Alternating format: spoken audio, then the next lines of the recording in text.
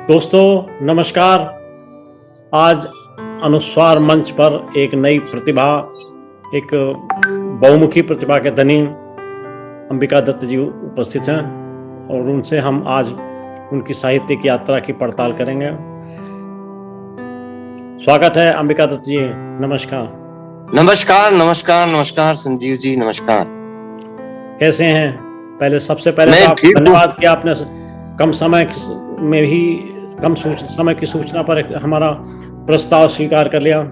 धन्यवाद। अरे आप मित्र हैं, आपके प्रेम का आग्रह है, उसे अस्वीकार करने की सामर्थ्य किसकी है? आपके प्रेम ने और आपके दर्शन बड़े अरसे बाद हुए, बहुत बाद मुलाकात हुई तो अच्छा ही लगा। तो शुरू करते हैं आपकी साहित्यिक यात्रा की पड़ताल। सबसे पहला सवाल, किस आपके साहित्य सृजन की शुरुआत कब और कैसे हुई और कौन प्रेरणा स्रोत था साहित्यिक सृजन के लिए? मैं ऐसा समझता हूँ कि मेरे जो सेकेंडरी क्लासेज के दिन थे, मान कर लें 15, 16, 17 साल की उम्र रही होगी, उस समय हमारे विद्यालय में वो बाल सभाएं शनिवार के दिन हुआ करती थी। तो हम वहां पर हमारे एक गुरुजी थे, वे स्वयं भी कवि थे, श्री गिरधारी लाल जी मालव।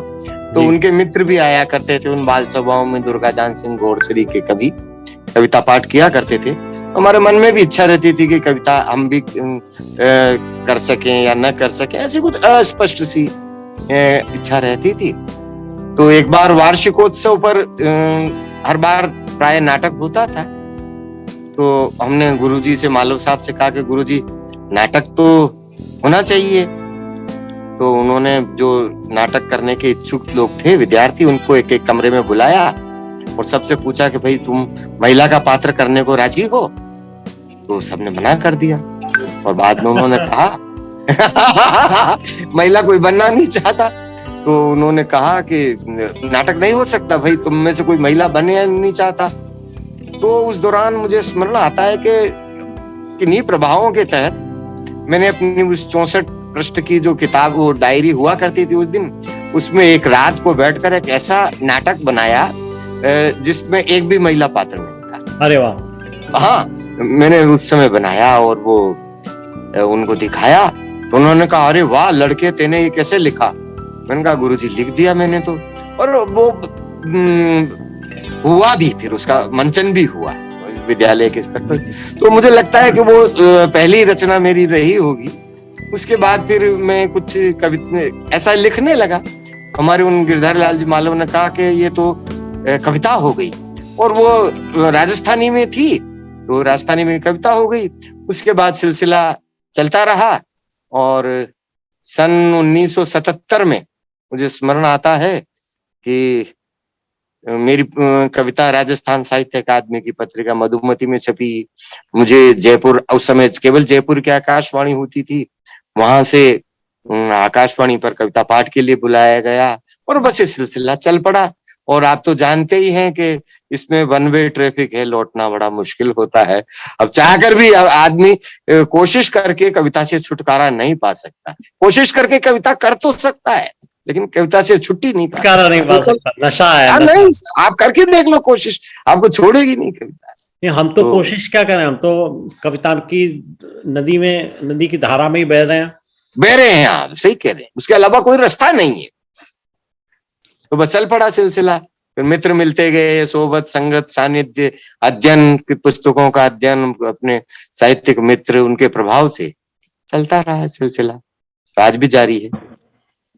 इस तरीके से आपकी पहली रचना का प्रकाशन तो वो नाटक माना जाना चाहिए जो मंचित प्रकाशन नहीं हुआ, वो डायरी खो गई, उसके बाद मिली नहीं मुझे। नहीं, तो प्रकाशन ये मानना चाहिए कि उसको मंच पर प्रकाशित किया गया। हाँ, कर दिया गया, बिल्कुल किया। हाँ, हुआ, बिल्कुल हुआ। कविता भी आप लिखते हैं, तो इस श्रृंखला में पहली कविता का प्रकाशन कब हुआ? मधुमती में 1977 के आसपास हुआ था, 1977 में, साल में।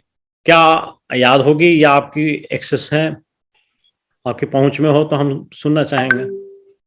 हाँ, कुछ कुछ पंक्तियां मुझे चले हैं स्मरण, बिल्कुल ठीक है सर। क्योंकि वो बाद में कई बार मुझे वो कविता सुनानी पड़ी, इसलिए याद हो गई।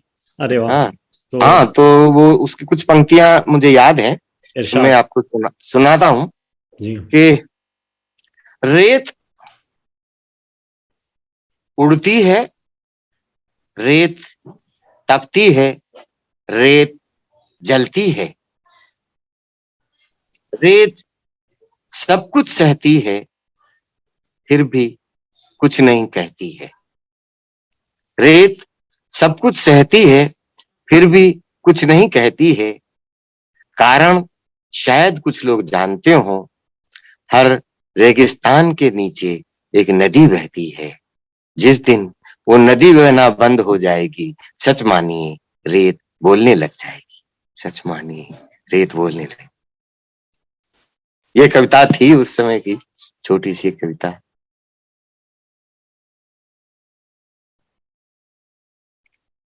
जी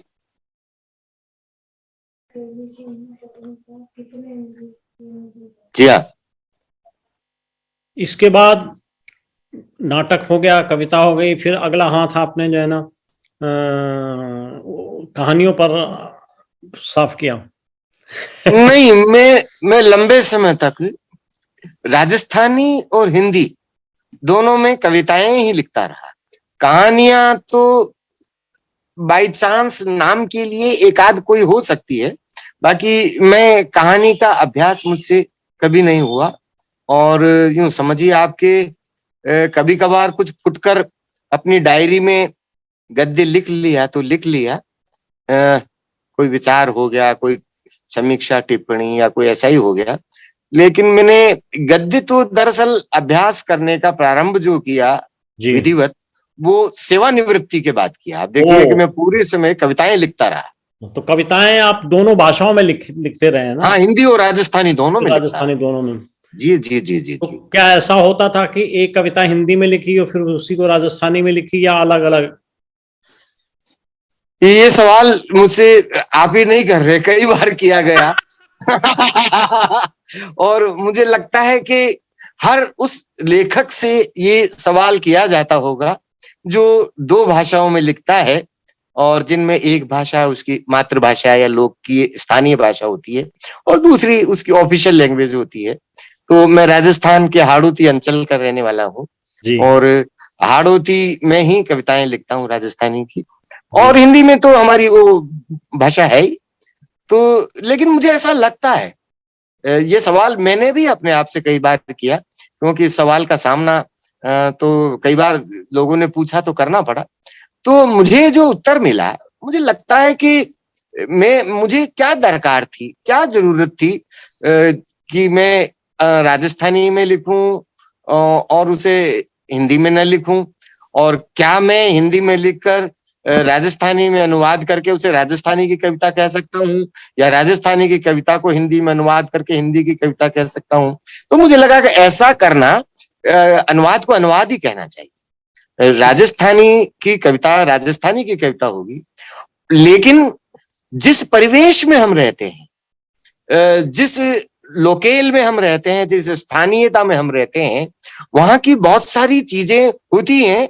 ज्यादा विस्तार से नहीं कहना चाहूंगा, लेकिन उन चीजों को कहने के लिए यदि कोई सबसे उपयुक्त भाषा होती है, जी तो वह वही भाषा होती है जिस भाषा में वो सारी संक्रियाएं चल रही होती हैं, घटनाएं बिल्कुल हो रही होती हैं, बिल्कुल। संवाद चल रहा होता है, जी बातचीत चल रही होती है। वहां उस समय भाषा केवल अभिव्यक्ति का संप्रेषण का माध्यम नहीं होती, वो बहुत सारे संस्कारों को भी साथ लेकर चल रही होती है। बिल्कुल क्योंकि ठीक उस है। भाषा ने जो प्राण अर्जित किया है, वो उस संस्कृति से अर्जित किया होता है। तो कई बार उस संस्कृति का परिचय देने के लिए, उस जीवन को समझने के लिए या कहने के लिए उस भाषा की ही आवश्यकता होती है। उस भाषा में बहुत सारे ऐसे जुमले होते हैं, बहुत सारे ऐसे शब्द होते हैं, बहुत सारे ऐसे मुहावरे होते हैं, बहुत सारे ऐसे लहजे होते हैं कि वो आप अनुवाद करके दूसरी किसी भाषा में ला ही नहीं सकते। और हाँ अगर हमें कोई ऐसी भाषा आती है, और तो हमें, मुझे लगता है कि रचना का आग्रह उसमें पहले आता है हमारे पास, और हमने उस आग्रह को स्वीकार किया और हमने उसमें लिखा और हमने देखा कि उस रचना का प्रभाव अनुदित रचना के मुकाबले ज्यादा होता है। तो बिल्कुल ठीक ये है। हमारी एक दरकार थी, तो हम दोनों भाषाओं में लिखा। अनुवाद में मैं आपकी बात से सहमत हूं कि अनुवाद में कविता की आत्मा को बचाए रखना पूर्णतया बहुत संभव मुश्किल नहीं है। नहीं है। हाँ बिल्कुल, आप, मैं भी सहमत हूँ, मैं भी सहमत, भले वो मुझे मैं ही याद आ करूँ। रहा है, सॉरी, जी जी मुझे याद आ रहा है इंटरनेशनल पोएट्री फेस्टिवल, जब हम दोनों उसमें शरीक हुए थे और जी जी आपने जी जी राजस्थानी में कविता सुनाई थी। जी हाँ तो जी हाँ। मेरा मन हो रहा है कि वह राजस्थानी की वो वाली कविता अगर आपको याद हो तो सुनाए। अब मुझे ये तो याद नहीं है कि वो कौन सी कविता थी, पर एक लेकिन जैसे मैंने ये बहुत बार कविताएं सुनाते हैं तो याद हो जाती हैं, तो एक राजस्थानी की कविता जो मुझे याद है वो मैं हाँ सुनाता हूँ। बिल्कुल ठीक, जी बहुत सुंदर। हाँ। कविता का शीर्षक है काचा गारकाल कलशा, यानी मिट्टी के कच्चे कलश। जो घड़ा हम बनाते हैं, जी और घड़ा, जो मिट्टी का जो घड़ा होता है, उस बनने की एक प्रक्रिया होती है। उसमें कच्चे घड़े जो है गीली गार से बनाए जाते हैं चाक के ऊपर, फिर जी उसके बाद उनको सुखाया जाता है, फिर ऊपर रंग करके और पकाया जाता है, तब वो मटका होता है। जी तो जी इस प्रक्रिया से ही ये कविता उपजी। कविता मैं सुनाता हूँ आपको राजस्थानी में, और मैं सोचता हूँ संप्रेषित होगी। कि ज्या की गारा की देह की तकदीर, कुम्हार का घन घट फिरता चाक पे मंडे। ज्या की गारा की देह की तकदीर, कुम्हार का घन घट फिरता चाक पे मंडे। सुखाती बेरा कोई डील भेजा तो भेजा। सुखाती बेरा कोई डील भेजा तो भेजा। सूख्या बार पाछे भ्या डीलड़ा पे ही चितराम रंगे। सूख्या बार पाछे भ्या डीलड़ा पे ही चितराम रंगे। जाना छा हाल आवा की आग बाकी छे। जाना छा हाल आवा की आग बाकी छे, पण आवा में जमाबा सु पहली। जाना छा हाल आवा की आग बाकी छे, पण आवा में जमाबा सु पहली। इतनी सी अरज छे कमळ्या हाथ कोवराणी, पण आवा में जमाबा सु पहली। इतनी सी अरज छे कमळ्या हाथा की कोराणी। थोड़ी धीरा मैल थोड़ी आहिस्ता मैल, बात की बात में तरड़ जाऊंगा कि टूट जाऊंगा। काचा गार का कलशा छाड़ो काई हो, जिंदगानी सब प्यारी लागे छे। काचा गार का कलशा तो काई हो, जिंदगानी तो सबने प्यारी लागे छे। ये कविता जी, बहुत सुंदर। जी जी शुक्रिया। बहुत भी इसमें सूक्ष्म संप्रेषण है और किस तरीके से उसे आपने जिंदगी से मिलाया है, पांच तत्वों का जी ये शरीर, बहुत जी सुंदर। आगे बढ़ते हैं। जी आपकी जो प्रकाशित कृतियां हैं उनके बारे जी। में जरा उल्लेख कीजिए। मेरी जो पहली कविता की किताब आई, इसी में शायद हिंदी लोग कविता संकलन, और उसके बाद 90 में आया मेरा पहला राजस्थानी का कविता संकलन सोरम का चित्राम। जी उसके बाद में कविताएं वो आवों में 12 मास, कुछ भी स्थगित नहीं, और आंखों ही नहीं दिन हाल, दमित आकांक्षाओं का गीत। और उसके बाद फूल न फूल की पाखड़ी गद्दी की आई, राजस्थानी गद्दी की। एक नुगरे के पद से एक राजस्थानी कविताओं की किताब आई। इस तरह से कई सारी किताबें आती रही और चलता रहा सिलसिला। 12 किताबें प्रकाशित हो चुकी हैं, जिसमें हिंदी और राजस्थानी की मिली जुली हैं, और 3-4 गद्दी की किताबें आई हैं। तो उसमें एक जोड़ लीजिए ना, क्योंकि इसी हफ्ते शायद एक और आ जाएगी। हाँ तो 13वीं किताब ये तो मेरे लिए बहुत ही नए साल का तोहफा है, और क्या, बिल्कुल इसीलिए आपकी। तो रोक रखा था, नए साल पे शुरू करेंगे। नहीं बिल्कुल अनलाइक नए होता साल। कई लोग अरे किताब ही क्यों, गाड़ी इसलिए नहीं खरीदते लोग कि महीने भर बाद मॉडल पुराना हो जाएगा, 1 साल पुराना हो जाएगा। है। मैंने देखा है कि आपने कुछ व्यंग भी लिखे हैं। हाँ, एक किताब व्यंग्य की भी आई मेरी, परम देश की अधम कथा शीर्षक से। अच्छा हुआ यूं कि मैंने एक निबंध जैसा लिखा, पापा पर निबंध, तो वो समकालीन साहित्य में छपा। उसके बाद फिर एक दो व्यंग विष्णु नागर जी ने उसमें रविवार में और शुक्रवार में भी छापे। तो ऐसे कुछ कई सारे व्यंग छपते रहे। अब व्यंग तो मेरा था नहीं, पर स्वभाव में तो व्यंग है, तो कभी कभी रचना में भी आता था। तो फिर कई सारे व्यंग हो गए थे, पुस्तक हमारे छप गई हो, तो वो भी है, एक पुस्तक है परम देश की अदब कथा। बहुत सुंदर। जी अब मैंने देखा कि आपको डायरी लिखने का भी बड़ा अच्छा शौक है। हाँ, मैं दरअसल क्या हुआ संजीव जी कि अपनी जीवन की लंबी यात्रा में बहुत सारी चीजें हमें आवृत करती हैं। मैं बांधती हैं ऐसा नहीं कहता, आवृत करती हैं। ठीक बात और है। मुझे लगता है कि एक रचनात्मक जो विकास यात्रा है, उसके लिए कई बार ये जो आवृत्ति है, ये बंधन बनती है। ये उसकी वो अगर एक लेखक उस आवृत्ति के अंदर बार बार आवृत्ति करने लगता है, तो उसकी रचनात्मकता मानो पिछड़ने लगती है, पुरानी होने लगती है। लोग कहते हैं ये तो बार बार दोहराता है। तो मैं आप देखिए कि मेरी कविताओं में इस तरह से वैविध्य हुआ कि मैं राजस्थानी में उस समय कविता लिखना मैंने जब शुरू किया था, तो पूरे परिवेश में हमारे यहाँ पर राजस्थानी में और खास तौर से हमारे हाड़ौती अंचल में गीतों का बड़ा प्राचुर्य था। हाँ, कवि सम्मेलनों की लोकगीत। हाँ, बड़ी बड़ी प्रकांड परंपरा कवि सम्मेलनों की। और यहाँ के मूर्धन्य और बड़े कवि वे गीत गाते थे, गीत प्रस्तुत करते थे, और ऐसे मधुर गीत, ऐसे अच्छे गीत कि आप उनसे मोहित हो जाएं। बिल्कुल ठीक लेकिन है। उस समय में पता नहीं किस प्रेरणा से मेरे अंदर फ्री वर्स की कविता आई। अच्छा। तो हमारे गुरु जी थे गिरिधर लाल जीवाला और मैं, तो हम दो लोग फ्री वर्स की कविता लिखते थे। तो फ्री वर्स की कविता मैं लिखता रहा, और हिंदी में भी मैं फ्री वर्स की कविता लिखता रहा। लेकिन एक लंबी यात्रा के बाद पता नहीं किस तरह से मुझसे एक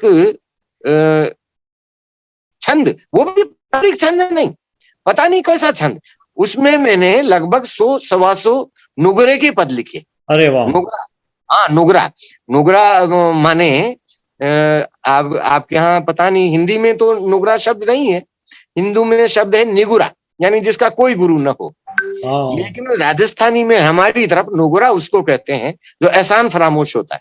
ओ। हाँ बिल्कुल, वो किसी के एहसान को नहीं मानता, बल्कि कभी जो वक्त आड़ा पड़ जाए तो नहीं आता, काम नहीं आता है, जी। और तुरंत लिहाज मुरव्वत नहीं रखता है। तो ऐसे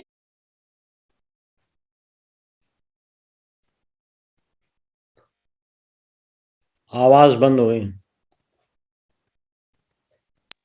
फोन आ गया बीच में। तो वो नुगरेरा पद मैंने एक पूरे के पूरे 100-125 लिखे, तो वो मेरा एक आवृत्ति एक बार टूट। फिर उसके बाद मैंने व्यंग लिखी, आवृत्ति मेरी टूटी। अब मुझे लगा कि भाई मुझे तो कविता से भी आजाद होना चाहिए। तो मैं कविता आती है, कविता की बाध्यकारिता तो अपन चर्चा कर ही चुके हैं, जी। आपको छोड़ती नहीं, कविता आती है। मैंने कहा इस कविता से आजाद होना चाहिए। तो सन 16 में मैं जब सेवा निवृत्त हुआ, तो मैंने कहा अपने तो कविता छोड़, कोई हमें कवि कहे या हमारे लिखे हुए को कविता कहे, इस फिर हमने कहा गद्य लिख। तो गद्य में क्या लिखे? तो गद्य में क्या लिखा जाएगा, इसमें कहानी होगी या निबंध होगा या संस्मरण होगा या रेखा चित्र होगा, से भी याद हो जाए। हमने कहा हम तो डायरी में जो मर्जी आए वो लिखेंगे, ठीक बात। आपकी मर्जी आए जो विस्तृत कर देना। और इसके बाद मैंने तो अपनी, उसको मैंने रोजनामचा कहा। मैंने कहा मैं तो ये कह रहा हूं कि आप मुझे मेरे लिखे हुए को साहित्य का दर्जा भी दें या न दें, मैं तो इससे भी आजाद हो गया। ठीक बात है। मैं तो अब एक मजदूर लेखक हूं और मेरा काम लिखना है। मेरे को जो लगता है वो लिखता रहता हूं, इसलिए मैं विधा से आजाद हो गया हूँ और मैं अब मर्जी आए जो लिखता रहता हूँ। तो डायरी उसी में है। अब डायरी में पता नहीं क्या क्या मैंने लिखा है। अभी आपने रमते राम की डायरी छपी है रामतेराम की मेरी, डायरी दूसरा प्रकाशित है। हाँ वो डायरी है बस। वो तो अब उस डायरी में से कुछ अंश लेकर हमारे एक यात्रा वृत्तांत की किताब छप गई है। अरे अब वाह। एक रेखा चित्र यानी संस्मरणों की किताब छप गई है। हो सकता है कुछ व्यंगों की किताब छप जाए, हो सकता है कुछ पुस्तक चर्चा की छप जाए, क्योंकि 20 पुस्तक कोई एक। मैं जिस गार्डन में मॉर्निंग वॉक के लिए जाता हूँ, तो मुझसे बहुत सारे लोग कहते हैं मॉर्निंग वॉक के बारे में। मैंने कहा मेरे रोज नामचे में मॉर्निंग वॉक के इतने प्रसंग हैं, इतनी बातें हैं कि किताब अलग से उसकी छप जाएगी मॉर्निंग वॉक की। बहुत खूब। बार बार आ जाएंगे सीबी गार्डन, उसमें छत्रविलास गार्डन, उस गार्डन का नाम है। हम उसमें जाते हैं, हम उसमें कई सारे वो जो बूढ़े लोग और कई वैसे लोग और फीकी चाय पीने वाले और मिलते हैं, गपशप लगाते हैं, तो उनके सारे किस्से चर्चे सब चलते रहते हैं, बातचीत होती रहती है। वो मैं लिखता रहता हूँ रोज नामचे में। तो वो भी कभी आ सकता है, सीबी गार्डन भी आ सकता है। मैंने कहा बहुत सारे विषय प्रसंग इसमें बन सकते हैं। मित्रों की किताबों पर कभी थोड़ा बहुत लिखा, तो सबसे पहले रोजनामचे में लिखा, उसके बाद फिर उसको फेयर किया, टाइप किया, जहां भी गया, पर सबसे पहले रोजनामचे में दर्ज हुआ। जैसे थाने में कोई भी एफआईआर होगी तो पहले रोजनामचे में दर्ज होगी। तो इस तरह मैंने चिट्ठी का जवाब लिखा तो पहले रोजनामचे में लिखा, फिर जाएगा। किसी मित्र ने कहा मेरी पुस्तक की प्रस्तावना लिख दो, तो पहले रोजनामचे में लिखी, फिर उसको टाइप कहा, फोटो खींच के भेज दी, भाई टाइप करा लो। तुम हमसे तो भेज दिया, हो गया। आपका रोजनामचा एक तरीके से इंग्लिश में लॉग बुक कह सकते हैं। हाँ कह सकते हैं, लॉग बुक कह सकते हैं, बिल्कुल कह सकते हैं, और कह सकते हैं। और ये जो दो पाटन के बीच में क्या क्या आ गया? ये एक यात्रा वृत्तांत है अच्छा। बेसिकली। हाँ ये दो पाटन के बीच में एक यात्रा वृत्तांत है। हम रहते हैं कोटा में। अब कोटा के दक्षिण दिशा में है झालरा पाटन। झालरा उस सिटी का पाटन। नाम है झालरा पाटन, पट्टन। और हमारे जो इसमें क्या नाम से उत्तर दिशा में है केशव राय पाटन। अच्छा। चंबल नदी के उस पार जी। तो इस तरह से हम रहते हैं दो पाटन के बीच में। ओह क्या बात है, क्या बात है, बहुत सुंदर, बहुत सुंदर। हाँ और यहीं से मैंने इसका यात्रा वृत्तांत लिखा है। तो दोनों पाटन में गया और उनका वृत्तांत लिखा, यात्रा वृत्तांत, और वो समकालीन भारतीय साहित्य में छपा, लगभग 15 पेज का। तो उसके बाद मैंने कहा इस किताब का नाम ही शीर्षक इसमें उसमें वो आलेख है दो पाटन के बीच में, तो मैंने कहा इस किताब का नाम भी रखो दो पाटन के बीच में। और कबीर से पंक्ति कोई मिलती समझ है। नहीं सकता नहीं दो पाटन के तो, बीच में बाकी बचा नको है। हाँ तो मैंने उसमें लिखा, मैंने कहा हम इसलिए दो पाटन में रहने के बावजूद हम इसलिए बचे हुए हैं कि ये दो पाटन वे कबीर वाले पाट नहीं है। ये तो पट्टन है, एक बहुत शुद्ध यात्रा पट्टन वृत्तांत, नगर है ये जी। एक यात्रा वृत्तांत जो है जी हमको अनुस्वार के लिए दीजिए। जरूर जरूर मैं संकलित करके निकाल के दूंगा आपको। हाँ, कोई निकाल। मैंने छोटी छोटी यात्राएं की है, छोटे छोटे गांवों की यात्राएं, और मुझे लगा कि बड़ी यात्राओं का तो सब लिखते हैं, सब लिखते हैं। तो मैं बिल्कुल आपको दूंगा, एक अनुस्वार के लिए तैयार करके दूंगा आपको। आप रचनाओं की विषय वस्तु या पात्र व्यवस्था कैसे चुनते हैं? कैसे सामाजिक परिवेश में आपको वो मिलते हैं या उनमें कल्पना का पुट कैसे करते हैं? किस तरीके से बनावट करते हैं? देखिए मुझे कभी कुछ कहानी जैसा बनाना पड़ता है या कविता जैसा बनाना पड़ता है, तो उसमें कविता में तो बहुत ही मूर्त पात्र होते नहीं है। कहानी में जरूर कल्पना का पुट हो सकता है, लेकिन मैं जो रोजनामचा और डायरी लिखता हूं तो मैं इसमें यह भी दावा करता हूं कि इसमें कोई भी चीज असत्य नहीं है। इसमें लिखे हुए पात्र बिल्कुल असत्य नहीं है, इसमें जो स्थान है वो असत्य नहीं है, घटनाएं असत्य नहीं है। और मैं कहता हूं ये सत्य का दस्तावेज है, ये अपने समय का दस्तावेज है। आज के 50 साल बाद कोई उठाकर देखेगा तो कहेगा नागदा कैसा था, पाटन कैसी थी, वहां कौन था, मोतीलाल कैसा आदमी था, मदन लाल कैसा आदमी था, सियाराम कैसा आदमी था, संजीव जी कैसे आदमी थे, ये सब उसमें लिखा हुआ मिलेगा। ये सब सच्चे लोग मिलेंगे, झूठा एक भी पात्र नहीं है मेरा। मुझे लगता है कि अगर हम लोग ईमानदार हों तो हमें किसी अपने आसपास इतनी विविधता भरी, इतनी विषय वस्तु है कि कोई अंत नहीं है। बिल्कुल। मैं तो ये कहने लगा हूं कि मुझे आलस आने लगा यार, श्रम करने में थकने लगा हूं। मुझे तो ऐसा लगता है कि अगर मेहनत मजदूर लगाना पड़े, मुझे मजदूर लगा के लिखा में। हमारे यहाँ के सूर्यमल कवि हुए हैं, वो उनके यहाँ लिखने वाले बैठे रहते थे, स्टेनो वो केवल बोलते थे। अच्छा, हाँ जी, सही है। उनके यहाँ राज्य सरकार, राज्य की तरफ से 8 लिखने वाले स्टेनो तैनात थे। यानी वो 24 आवर्स कभी भी हुंकारा करते थे, ऐसा करके आवाज करते और बोलना शुरू कर देते थे। तो वहां हर घंटे उनके पास एक आदमी रहता था लिखने वाला, उसको लिखना पड़ता था। सूर्यमल ऐसे कवि थे, दिग्गज कवि। आपने राजस्थानी कवि जो मूर्धन्य कवि कहे जाते हैं जी, उनकी किसी संकलन का या उनकी किसी कविता का अनुवाद हिंदी में किया? नहीं, मैंने ऐसा काम हिंदी में नहीं किया। राजस्थानी कविताओं का हिंदी अनुवाद मैंने नहीं किया। इक्का दुक्का कहीं किया हो तो किया हो। मैंने अनुवाद का काम किया हिंदी से राजस्थानी। अच्छा, मैंने जो अपने गोनी दांडेकर महाराष्ट्र के एक लेखक हैं, हाँ हाँ, तो वो उन दांडेकर जी का एक उपन्यास है, संस्मरणात्मक उपन्यास स्मरण गाथा, जी जिसका मराठी से हिंदी में अनुवाद हुआ है और साहित्य अकादमी ने उसको छापा है। जी, तो उस 400 पृष्ठ के उपन्यास का मैंने राजस्थानी में अनुवाद किया और साहित्य अकादमी ने उसको छापा। बहुत सुंदर। हाँ, और उसका नाम रखा मैंने सुरता। Very good. हाँ, तो तो अनुवाद का ये काम मैंने किया है।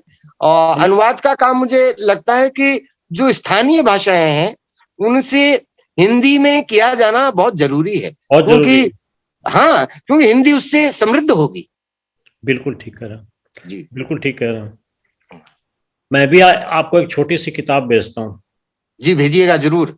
बहुत छोटी सी किताब है, जी, अगर वो राजस्थानी में हो सकती होगी तो आप देख के बताइएगा। कर दूंगा मैं। अब चलते हैं थोड़ा,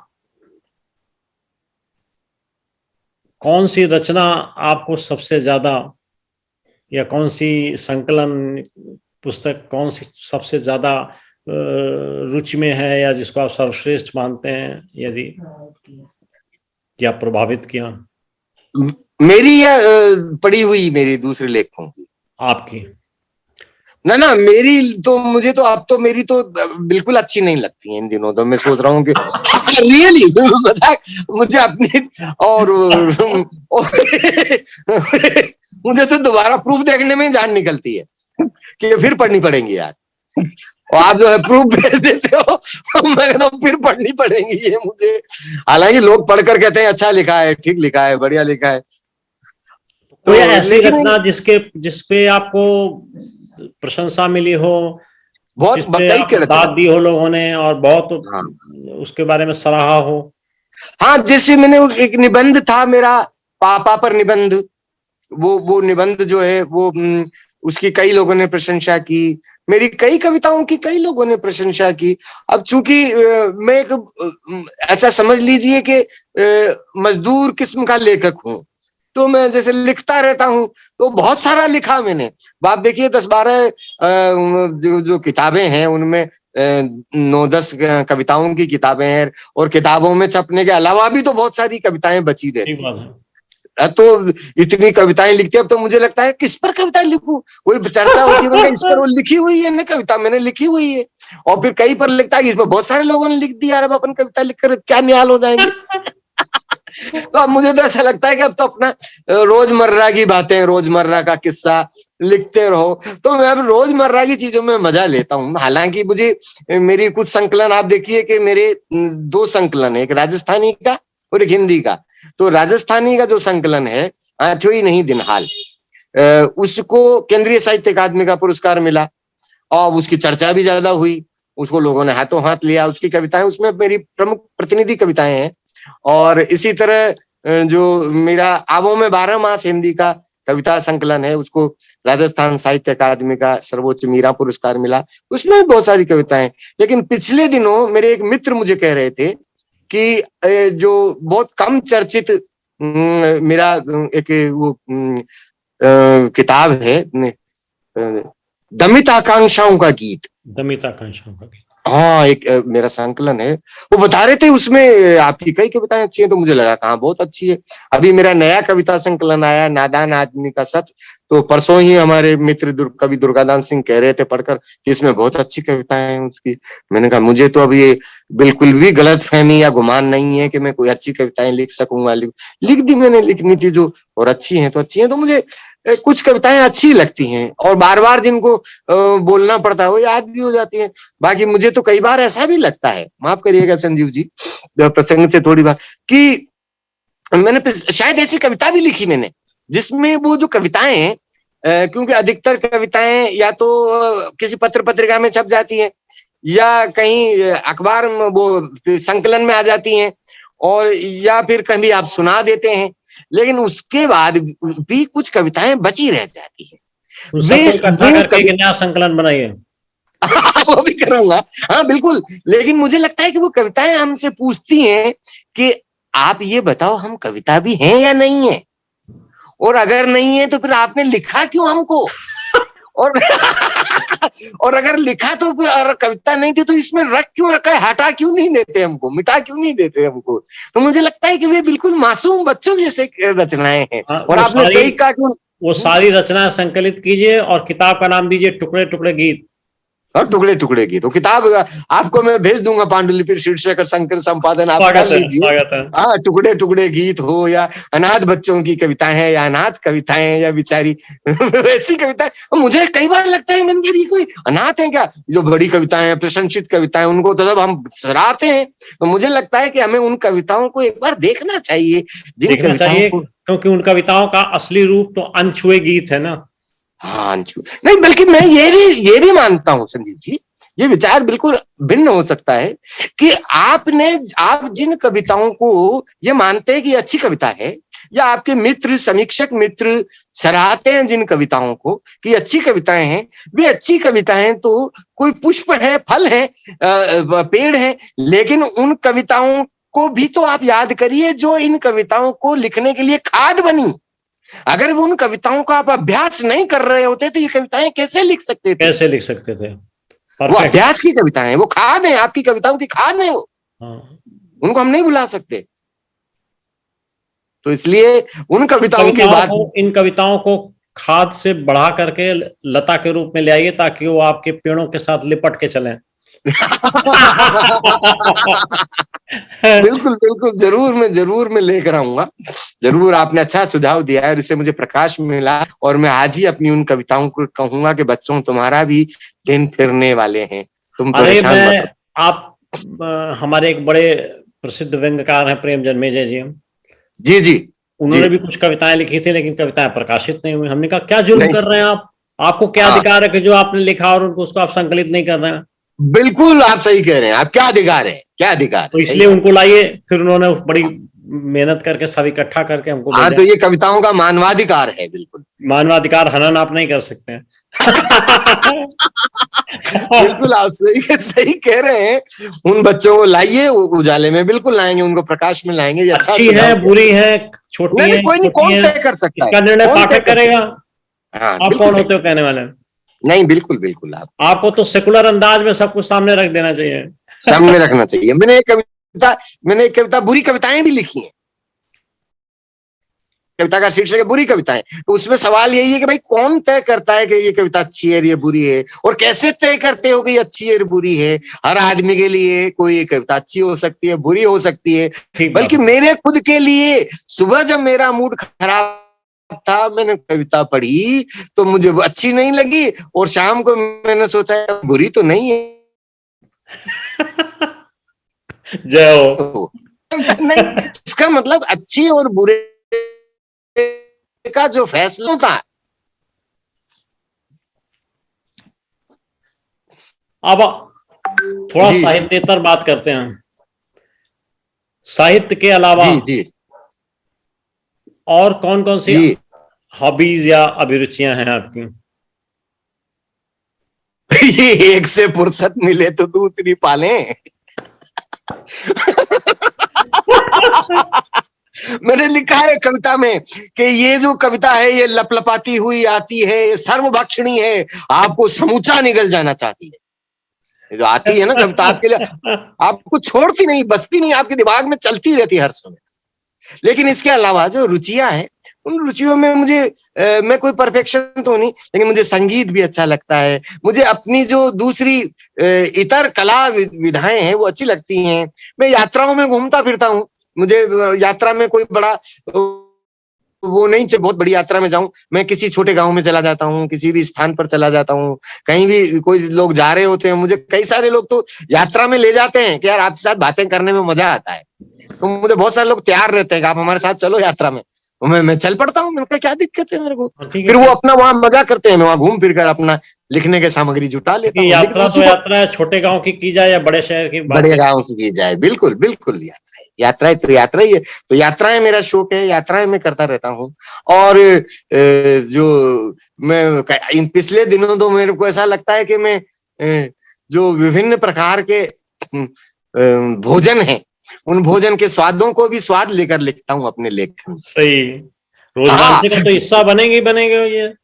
हाँ, मैं उसमें चटनी का वर्णन भी करता हूँ, दाल का बघार का भी वर्णन करता हूँ। और जब फिर मजा तब आता है मुझे, जो पढ़ने वाले कहते हैं कि वहां मजा आ गया। उन्हें रचना से ज्यादा उस भोजन का मजा आता है जो उसमें बन रहा होता है। सही है। तो भोजन का भी आनंद है, रुचि है। और बाकी तो अच्छी चीजें, अच्छी बातें, अच्छे मित्र, इन सब का आनंद तो है ही, रहता ही है, रुचि में ये है ही सब। आजकल आप देख रहे होंगे कि लेखन का विस्फोट जो हो रहा है एकदम। हाँ लोग लिखे जा रहे हैं, लिखे जा रहे हैं, पता नहीं कितना कितना लिख डालते हैं, सोशल मीडिया से लेकर के और प्रिंट मीडिया तक। हाँ, आपको क्या लगता है कि इतना सब होने के बावजूद पाठक उनसे जुड़ नहीं पाते हैं? देखिए मैं आज ही सोच रहा था, संजीव जी, संयोग से आपसे बात हो रही है कि मेरा लिखा हुआ वह कब प्रामाणिक होगा, कब लोगों को छू पाएगा, कब उन्हें पसंद करेगा, जब वह मेरा अपना अनुभूत सत्य होगा। जी। मैं प्रेम की बात करता हूं, मैं सत्य की बात करता हूं, तो उसको कोई तवज्जो नहीं मिलती। लेकिन उसी बात को कबीर ने कहा, उसने कहा प्रेम गलिये थी सांकरी जामे दो न समाये, सांच बरोबर तप नहीं, झूठ बरोबर पाप। तो उनके कहने से तो वो सांच और प्रेम इतना प्रभावी हो गया, और मैं दिन रात डमडमी बजा रहा हूं, लेकिन मेरा प्रेम और सत्य साचा ही नहीं हो रहा है। कोई कहता है ठीक है यार। और फिल्मों में इतना प्रेम की, तो जब तक हमारे लिखे हुए के साथ हमारे जीवन का अनुभूत नहीं जुड़ेगा। मैं आज मुझे स्मरण आया, मैं दिन में सुन रहा था, मीरा जब ये कहती है कि मैं तो पग घुंघरू बांध नाचूंगी, तो क्या मीरा किसी पराये आदमी की कविता कर रही थी इस नाचने की? उस समय अपने आप की कविता में अपने नाचने की घोषणा करना कितना डेयरिंग रहा होगा वो भी उस काल में, उस काल में। और राज परिवार की स्त्री, ठीक और वो बात। कह रही है मैं बैरागन होंगी। आज की तारीख में कोई आदमी घोषणा कैसे कर सकता है कि मैं बैरागी होंगी? कितना डेयरिंग है। और वो बिल्कुल। कवियत्री कर रही है, तो वो प्रमाणिक इसलिए कि वो कह रही है, तो केवल कहने के लिए नहीं कह रही है। हमारे जीवन में ये भेद है, बहुत सारे लिखने वालों के लिए, माफ करिएगा मैं सबके लिए नहीं कहता, सबको नहीं जानता, भेद ये है कि वे दिन रात उस शोषित और पीड़ित इत्यादि इत्यादि बहुत सारी आदर्शवादी बातें कर रहे हैं, लेकिन उनके असली जीवन में बहुत बड़ी दूरी है, फाक है। लेखन में और जीवन में जब तक फाक रहती है, तब तक आप लिखते रहिए, वो आपके प्राणवान नहीं होता। प्राण होना चाहिए। केवल ये लिखना फैब्रिकेशन थोड़ी है, केवल लिखना केवल आपको सजावट थोड़ी है शब्दों की। शब्दों की सजावट अगर होती तो कंप्यूटर कर देता, शब्दों की सजावट अगर होती तो शब्दकोश सबसे अधिक समृद्ध चीज होती। बिल्कुल सही लेकिन बात है। कुछ कोई लोग दो लोग लाइन लिखते हैं, ढाई पंक्ति लिखते हैं कवियों की, लेकिन वो उनके मरने और जीवन की कसौटी पर लिखा हुआ होता है। मरण जीवन मरने की कसौटी। मैंने एक दोहा लिखा है, वो आपको सुनाता हूं कि मांडण मरण समान छे। हाँ। मांडण यानी लिखना, मांडना, मरण समान छे, मांडना मरने के समान है। और मांड सके तो मांड, मांडन मरण समान छे, और मांड सके तो मांड, और मरणों जे धारे नहीं तो मत ना कागज भांड। इसका आशय ये है कि मरना और लिखना बराबर है, यदि आप लिख सकते हो तो लिखो, यदि मरना धारण नहीं कर सकते तो व्यर्थ कागज गद्दे मत करो। तो ये जीवन की जब तक प्राण से हमारे अच्छा और बड़ा, अब हम कह सकते हैं कि लंबी यात्रा करने के बाद कह सकते हैं, इसे अहंकार में न लिया जाए, बड़ी कठिन यात्रा है, लेकिन की यात्रा बहुत जल्दी तुरंत और फेसबुक हो जाना या आपका अपने पैसे से किताब छपा लेना या अपने नियोजन से मित्रों से बात करके किसी किताब का वो कर लेना, इससे थोड़ी कुछ होता है। लोग जब तक आपके प्राणवान, क्योंकि बहुत सारे लोग लिख रहे हैं, अनेका लोग लिख रहे हैं, मेरे में ही क्या गुरु लग रहे हैं कि मेरा लिखा हुआ ही कोई पढ़ेगा, और मैं ये क्यों सोचूंगा आज ही पढ़ेंगे, मैं तो 50 साल बाद पढ़ेंगे लोग, इसलिए लिखता हूं। ठीक तो बात। जो लोग जी, डिजिटल युग में क्या नया भविष्य दिखता है? देखिए, शब्द का भविष्य तो उज्जवल है, चाहे वो कलम से, स्याही से, कागज पर लिखा जाए या कंप्यूटर पर, लैपटॉप पर, मोबाइल पर लिखा जाए, लिखा तो शब्द ही जा रहा है। साहित्य का सारा संप्रेषण का माध्यम शब्द है, भाषा है। ये जब तक रहेगा, मनुष्य जब तक बोलता रहेगा, मनुष्य जब तक सुनता रहेगा, मनुष्य जब तक पढ़ता रहेगा, शब्द का माध्यम चाहे लिखित हो, चाहे हाथ से लिखा हुआ हो, चाहे छपा हुआ हो, चाहे डिजिटल हो, वो रहेगा। इसलिए डिजिटल होने से चिंता करने की कोई बात नहीं है। आज डिजिटल की ये तो मेहरबानी है कि आप और मैं सामने मुंह से देखकर बात कर रहे हैं, बिल्कुल ये डिजिटल की तो मेहरबानी है। बिल्कुल सही। तो डिजिटल को हम नकार नहीं सकते, डिजिटल से हम आह्लादित हैं। और अंत में आपसे अपेक्षा है कि आप उदीयमान और नए लेखकों के लिए क्या सूत्र देना चाहेंगे, क्या संदेश देना चाहेंगे? मैं ये कहना चाहता हूं कि साहित्य में और कलाओं में अधेड़ होने पर तो उनकी गिनती युवाओं में होती है। जब तो लोग उनको युवा कभी कहने लगते हैं, अधेड़ हो जाते हैं ना 50 साल के तब तक तो राजनीति की बात अलग है, पर साहित्य में भी यही होता है। फिर वो युवा के बाद भी वरिष्ठ युवा कहलाते हैं। तो हम तो खुद ही अभी उदीयमान है, हम उदीयमानों को क्या कहें। लेकिन मुझे ऐसा लगता है, मेरे अपने अनुभव से मैं यही कहना चाहूंगा कि ये थोड़ा कठिन तो है, लेकिन स्वाध्याय, जीवनानुभव और अच्छी जो सत्संग जिसको कहते हैं, सोबत, ये एक लेखक के, कवि के लिए यात्राएं, जीवनानुभव, स्वाध्याय, अच्छी सोबत, अच्छे लोगों के साथ उठना बैठना, विमर्श, ये उसकी रचनात्मकता को बढ़ाता है। तो अगर अच्छे जो लेखक बनने की अगर कोई प्रक्रिया हो सकती है, क्योंकि ऐसा मानते हैं हमारे वरिष्ठ कवि, और मैं भी ऐसा समझता हूं कि किसी भी कला को साधने के लिए उसकी जो अपेक्षित अभ्यास है वो तो करना ही पड़ेगा। यदि पहलवान बनने के लिए कसरत करनी पड़ती है तो करनी पड़ेगी, संगीत सीखने के लिए रियाज करना पड़ेगा तो करना पड़ेगा। तो अगर कविता या साहित्य के लिए कुछ अभ्यास आपको करना पड़ेगा तो उसका अभ्यास यही है, यात्राएं करें, जीवनानुभव बढ़ाएं, लेखन का काव्याभ्यास करें, लोग अच्छे लोगों से मिलें, सुने, पढ़ें। और स्वाध्याय का तो कोई जवाब ही नहीं है, अध्ययन का तो कोई जवाब नहीं है, और उसके बिना कोई गति भी नहीं है, पढ़ना भी जरूरी है। यही सब करेंगे तो ठीक है, सब अच्छा होगा। बहुत सुंदर। आपके साथ वार्ता में बहुत सारी नई चीजें खुलकर सामने आई, बहुत सारे नए आयाम। ये तो आपने खोल दिए, आपने खोल दिए तो सब हमने को, नहीं तो हमको आपने सवाल ही ऐसे किए, प्रश्न ही ऐसे किए, तो बिल्कुल। और सबसे रुचिकर चीज जो हमें लगी आपके साहित्य यात्रा में वो है रोजनामचा, दैनंदिनी। जी हाँ, जी हाँ, है ना।